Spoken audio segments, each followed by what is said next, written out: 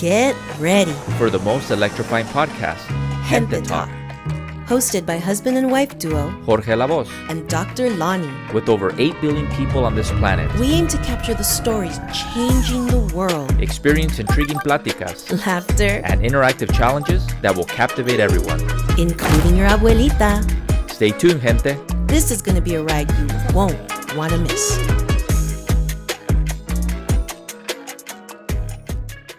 Today's guest is Panther Tiwa. She is an acclaimed educator, author, and athlete. She's been honored as California Indian Teacher of the Year and received the NCTE Slate Intellectual Freedom Award. Panther is also a California Writing Project Fellow and a sought-after speaker.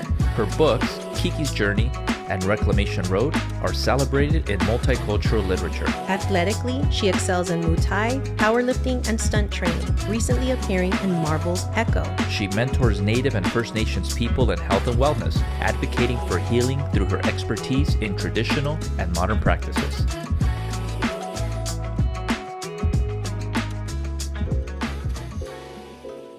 All right, welcome everybody to Panther Talk. I'm Dr. Lonnie and I am Jorge La Voz, and we want to welcome everybody today. Queremos darle una bienvenida a todos los que nos están viendo y escuchando. Y tenemos, I'm excited to have this guest. so am I. Right? I'm excited to be here. You're excited to be here. Let's give her a big hand. I'm sorry, I need my mic already. Woo! She is known as Pantera, Pantera. That's Right? right. Yeah. So first of all, let's get into it right now. Why do they call you Pantera? And tell us what little Panterita was like. Panther Tiwa. That is my name. Actually, my traditional native name is Bion Musi in Taos Pueblo. Our language is Tiwa. And that doesn't roll off the tongue very well.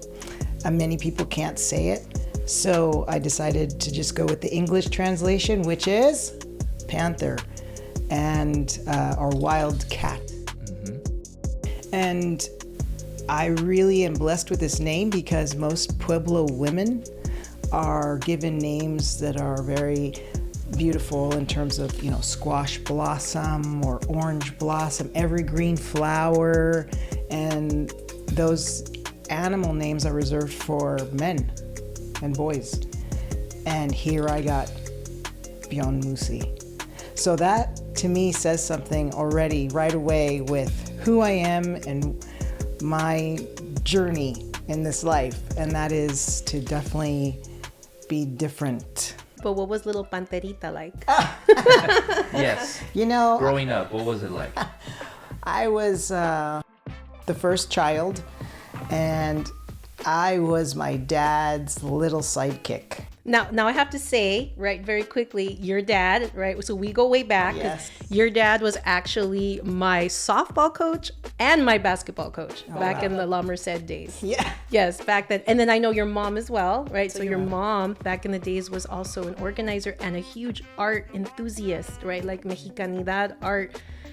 From Scholarships for Scholars. So I had the honor to be able to work with both your parents and meet them. They're just amazing. So I'm not surprised that they raised such a beautiful, beautiful woman, right? So that's amazing. So that's where the artistic side comes from your mom and the athleticism from your dad. Absolutely. And I just became my father's little sidekick because admittedly, I was the biggest tomboy.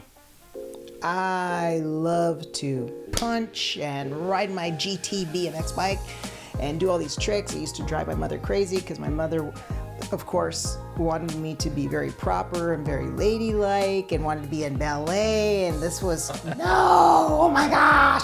I remember some of our biggest arguments were, why don't you hang out with girls? And I always said, Mom, girls are so dramatic. I just like being with my friends, and this would be an issue, right? And Right. I grew out of it, of course, probably around 12 or 13, and then I was really girly. But my parents insisted on sending me to cotillion. Do you know what cotillion is? I do. And hold on, we're going to get into cotillion right after a word from our sponsor.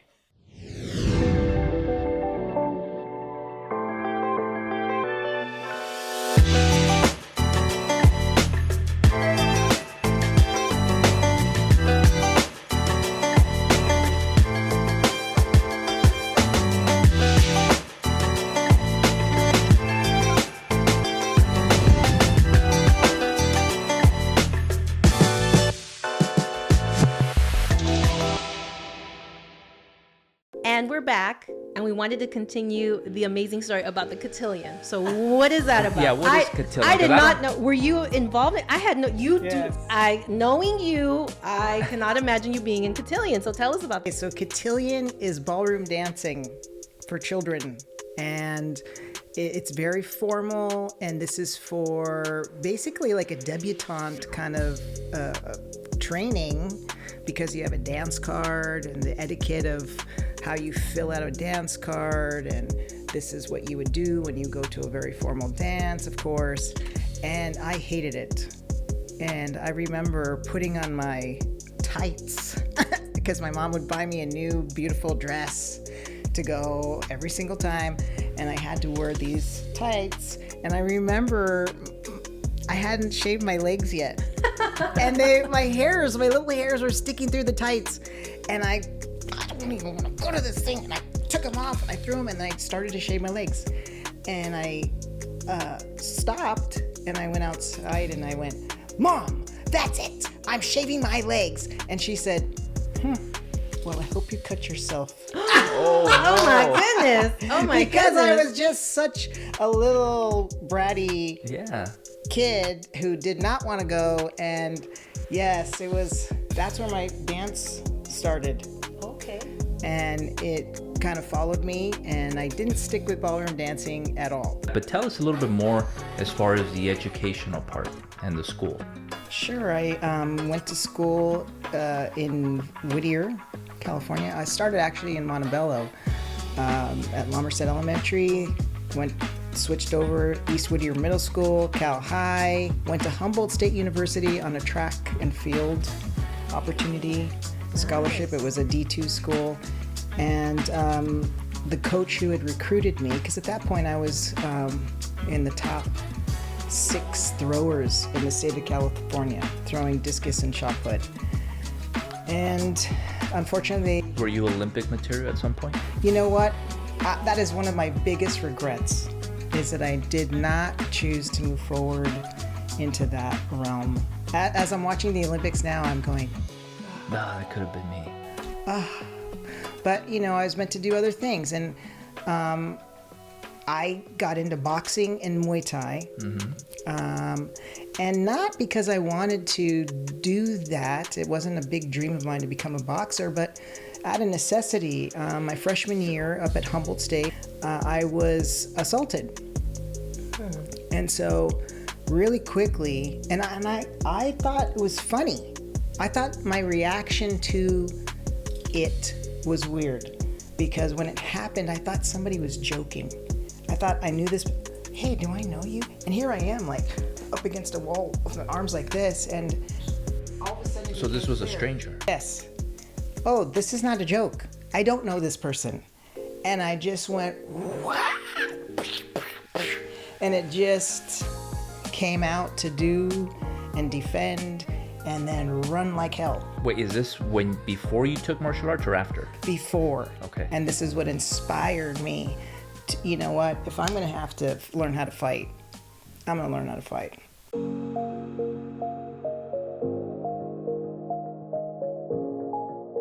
¿Estás buscando la casa de tu sueño? Bienvenidos a Excellence Bienes Raíces, donde ofrecen un excelente servicio y garantizan el éxito de tu inversión. Permite que Excellence te guíe a la casa de tus sueños. Porque cuando se trata de encontrar un hogar perfecto, Excellence es la única opción.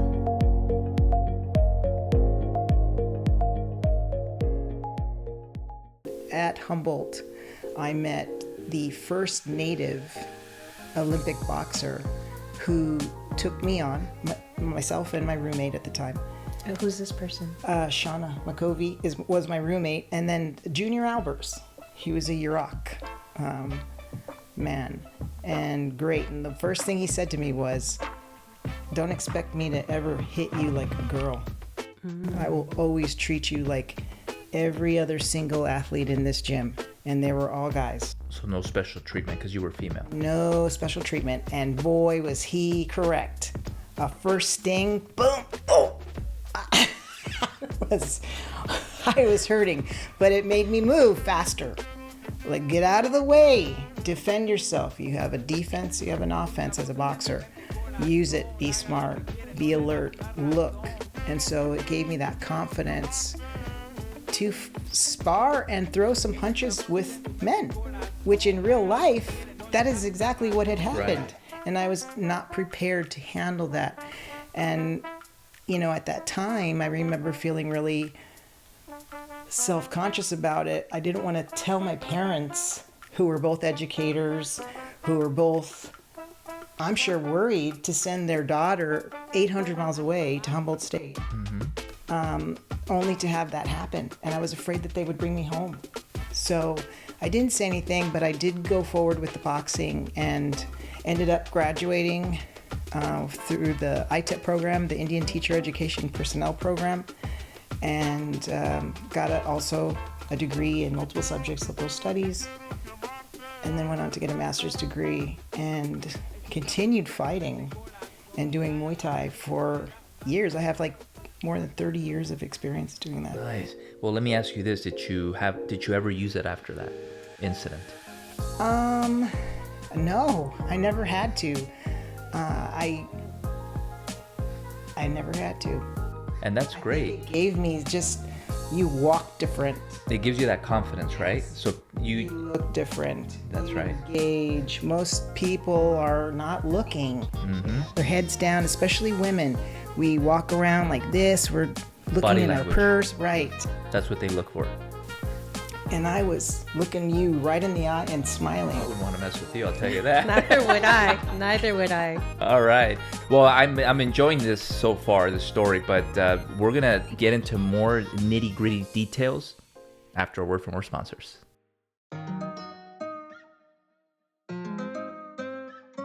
¿Están listos para algo nuevo? Descubre la alegría del baile con Prestige en Steven's Steakhouse. Ya seas principiante, intermedio o avanzado, Miguel y Jennifer te guiarán en cada paso del camino. Ven a bailar, reír y hacer nuevos amigos. Tu aventura comienza aquí.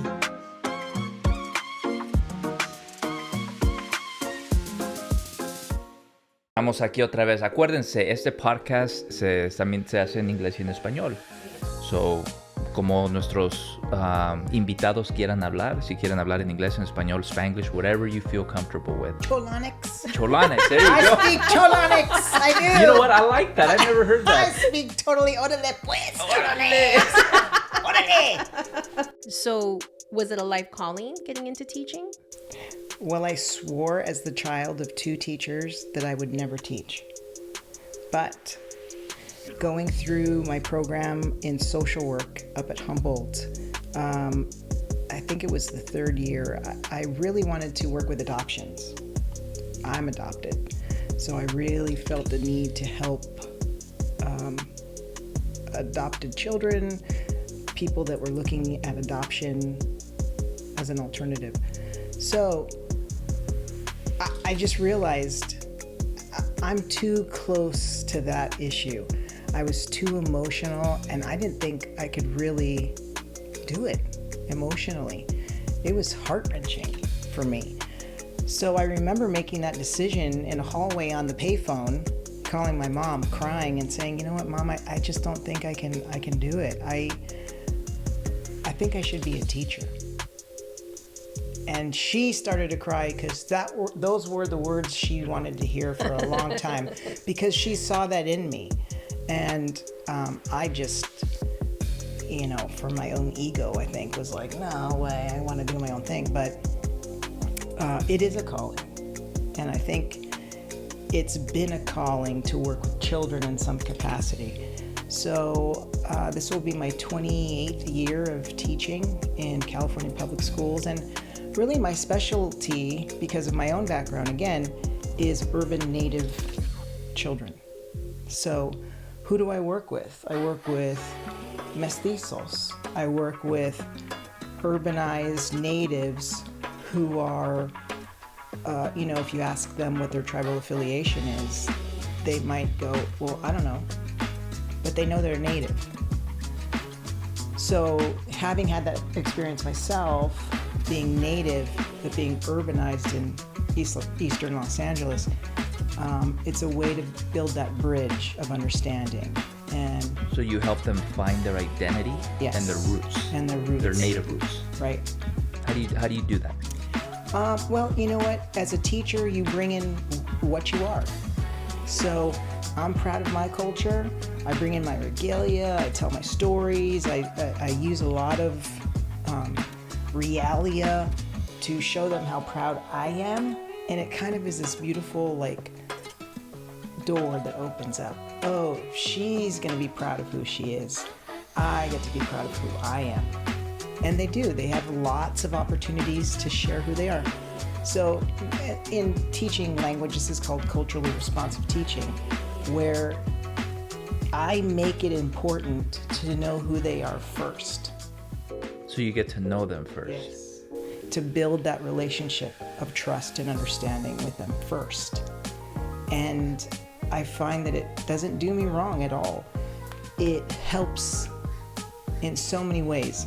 They're more receptive to learning. They're more receptive to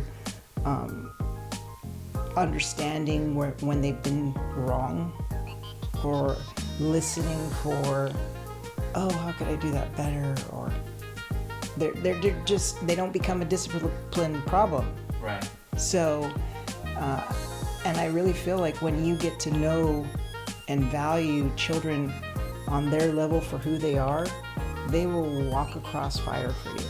That is true. That is true. Excellent. So we're going to take a quick break and a word from our Oh, sponsor. let's hear more. Yes.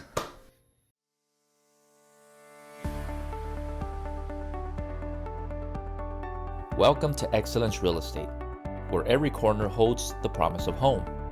At Excellence Real Estate, they're not just selling houses, they're opening doors to your future. From cozy starter homes to spacious family retreats, they can help you find your new home. Let excellence lead you home. Contact them today, because when it comes to finding your perfect fit, excellence is the only option.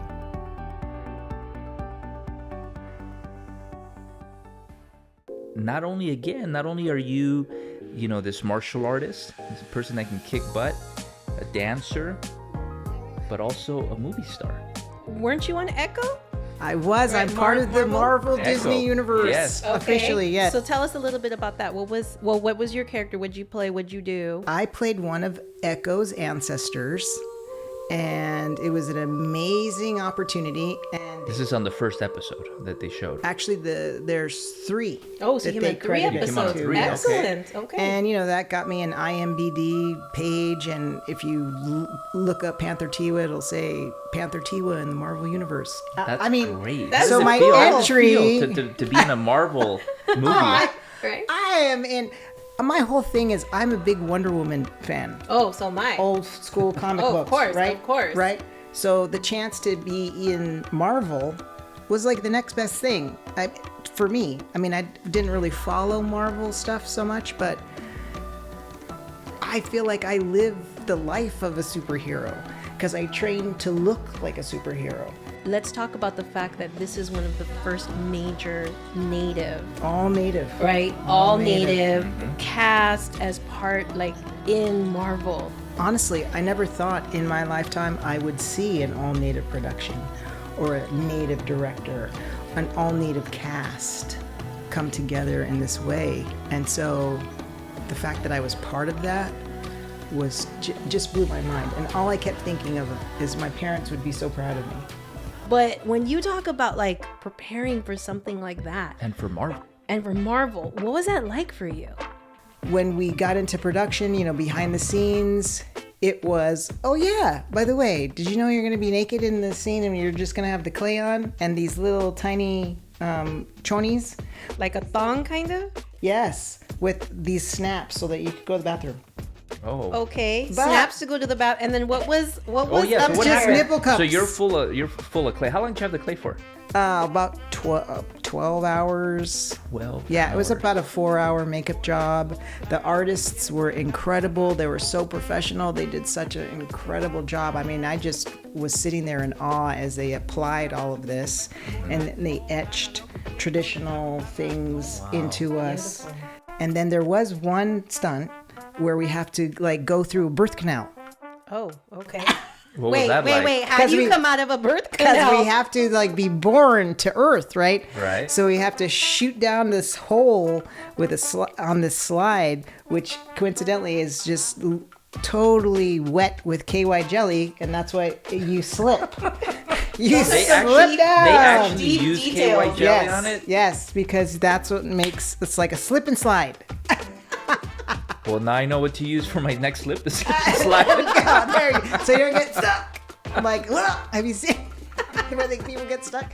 Anyway, and so we all wanted to do this stunt because it looked fun and it was cool. When are you ever going to get that opportunity again? And something in my mind, I was just thinking, okay, but these little chonies have these little snaps. Please don't come undone. So I go down the chute. true. Yes. So I go down the chute, and sure enough, I feel the snaps No. undone, and I went. And everybody was laughing because everybody knew what had happened. But So you're it snapped quiet on the off. set. So it unsnapped. Yes. Did everybody else's too or just yours? I have no idea because I was just. Oh God, we got to snap. We got to snap. We got a spillage. No, nobody. Turn around. Turn. So, but thank goodness those thighs. Yep. Kept me all covered. All right. That's good. Well, we're going to cut to our sponsor and more with Panther when we come back.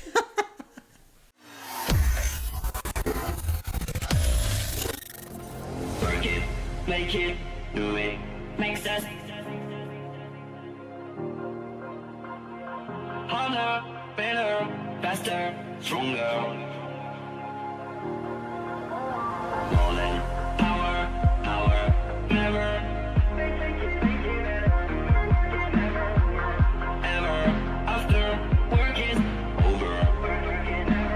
Harder, better, faster, stronger. Work it harder, make it better, do it faster, makes us stronger. More than ever, hour after hour, work is never over. Work it harder, make it better, do it faster, makes us stronger. More than ever, hour after hour, work is never over.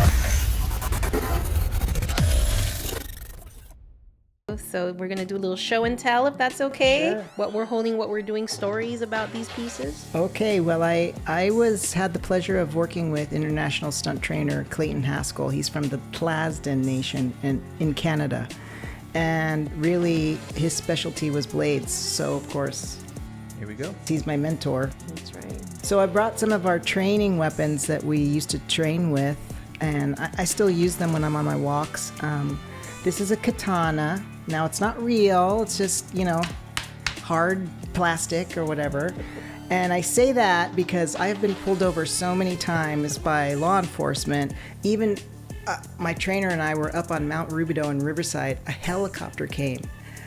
Put down the weapons. And we're like, they're fake. We're training. It's just, and then they leave. they flew away. But another time I was in Chico and literally was surrounded by 7 cop cars. Put down the weapon because there was a lady with a tomahawk. Well, what I do is I practice my hand movements. Okay. So like everything with blades really is in the wrist. Okay, so, and this is a gladius. So this is what gladiators use? Yes. There's a smaller version of a gladius, and they're very heavy actually. The real ones. The real ones, yes. Katanas, there is like a shorter version of a katana, but that's like the size of it generally. So this is like what the samurais would use? Yes, And the ninjas? yes. And then this is what a Roman soldier or a gladiator. Gladiator would use, like in the movie Gladiator. Right. And then I have my favorite, my personal favorite is the tomahawk. Tell us why it's your favorite. Well, because it comes from the Americas, of course. And And you do like a little. And so yeah, something? so we with like I said, it's all on the wrist, right? So when we're using these, there's a certain finesse that we need to have with the wrist. And in stunt work, slow is fast. And I know when you see it on movies, it's sped up. Yes. Oh, And it's sped up. In the movie. or it looks like boom, boom, boom, boom, boom. So in actuality, when they're recording, it's actually slow movements because it's precise. Yeah, you're doing slow as fast. Oh, and then in post-production, editing, yeah. then they're all the just movie being... magic comes So through. now I know how Jackie Chan does it. Yes. I know Okay. those John Wicks. Yeah. Yes. And every stunt person has a specialty. So my specialty is hand-to-hand combat and blades. And, you know, some people are aerial jumpers or, you know, drivers. That's their specialty. And like what we could do right now is, since we're here and we don't have a whole lot of space, like here's something that you've probably seen. It was on Mission Impossible and it's executed so well by Tom Cruise. And I think the other actor is the one who plays Superman. No. Oh, no. Another Superman. There's so many Supermans. Yeah. The Gotta tell us the which buff generation. Superman. Yeah, the newer one. The newer new one. guy. Anyway, if He's so, British. Yes. Is it the British one? Okay. Cavell. Oh, Henry Cavill. Yes. Sorry, Henry. Yes. Sorry. I really have a secret crush on you, Henry. Oh, my by the way. goodness. Yes. Okay. Okay. Anyway, so if we're doing hand-to-hand combat, and let's just put this down for a minute, All right. and you throw a punch at me, and I'm gonna come out and I'm gonna do a gunt, and I'm just gonna pop your elbow right out. Oh, yeah. And when that's executed well, you feel it, right? Everybody in the audience just goes, oh, or whatever. The same thing too with blades. You know, you see something executed well with blades, and right away, ooh, because it just looks so awful to be that close to somebody and slice them or something like that. Right. So it's Well, even when you're watching it from a movie, you're like, ooh, ah. right. And any of the psychology with swords and blades, you have to be close. It's close combat. It's passionate. It's not like I'm a sharpshooter and I'm shooting from far away and there's a big distance between us. This is a passionate kind of fight that gets really close. Wow. Well, thank you so much for that. Wow, it's been interesting. It's been great having you here. We have something for you though before we end our We show. do. It's actually one of our Panther Talk Show t-shirts. Yes. Gente talk, and I have something for you too. Oh, do. okay. I have Panther Tiwa merch. Nice. Oh. You can get this through Savage Ink. And remember how I said I like old school comics? Yeah. Yes, it looks just like the comic book. It is, yes. And I get to just, Is this one for me? that one's for I you. love it. And then, Oh, I love it. There's another one for me there's somewhere. yes. Okay. I like the lightning bolt too. I like, Is this a lightning bolt? yes. Okay. And I love the way this artist did my hair. It's so And this is you. cool. That's me. That's me with my Panthers. With a cool blade. I love it. Thank you so much. Thank you. Thank you, Panther. Thank you so much for being on our show today. You just made our day. Thank you so much. Thank you. It's been a pleasure. Thank you. And everybody, remember to tune in siempre aquí en Gente Talk con su servidor Jorge La Voz. Y Dr. Lonnie. Hasta la próxima. Hasta luego. Be sure to follow us and subscribe. This is going to be a ride you won't want to miss.